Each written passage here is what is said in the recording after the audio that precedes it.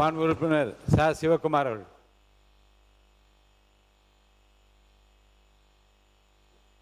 மாண்புமிகு பேரவைத் தலைவர் அவர்களே, மாண்புமிகு பள்ளி கல்வித்துறை அமைச்சர் கொண்டு வந்த தீர்மானத்தை பாட்டாளி கட்சி ஆதரிக்கிறது.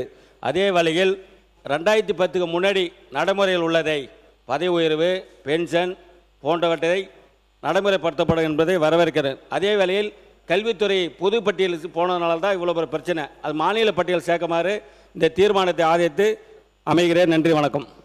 மாண்புமிகு உறுப்பினர் டி. ராமச்சந்திரன். மாண்புமிகு பேரவைத் தலைவர் அவர்களே, மாண்புமிகு கல்வி அமைச்சர் அவர்கள் கொண்டு வந்திருக்கின்ற தனி தீர்மானத்தை இந்திய கம்யூனிஸ்ட் கட்சியின் சார்பாக ஆதரிக்கிறேன். தொடர்ந்து இடைநிலை ஆசிரியர்கள், பட்டாதாரி ஆசிரியர்கள் 2010 ஒன்றிய அரசாங்கம் தகுதி தேர்வு, ஆசிரியர் தகுதி தேர்வு டெட்டை கொண்டு வந்த பிறகு அவருடைய பதவி உயர்வு, அதே போல உரிய பயன்கள், அதே போல ஆசிரியருடைய பணி பாதுகாப்பு என்பது கேள்விக்குறியாக இருந்தது. ஆகவே அந்த ஆசிரியர்களுக்கு தகுதி தேர்விலிருந்து விலக்க வேண்டும் என்ற கோரிக்கை இருந்தது. நேற்று கூட சட்டமன்றத்தில் நான் அதை வலியுறுத்தினேன்.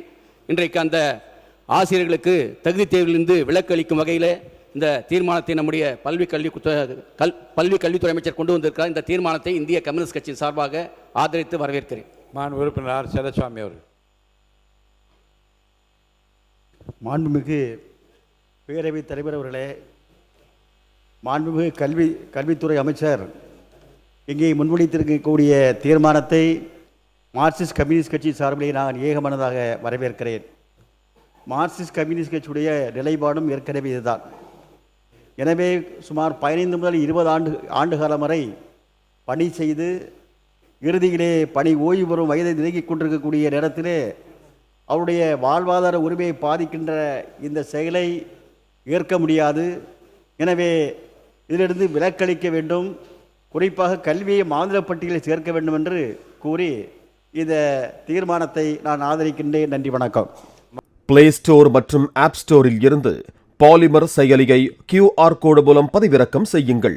செய்திகளை உடனுக்குடன் பெறுங்கள்.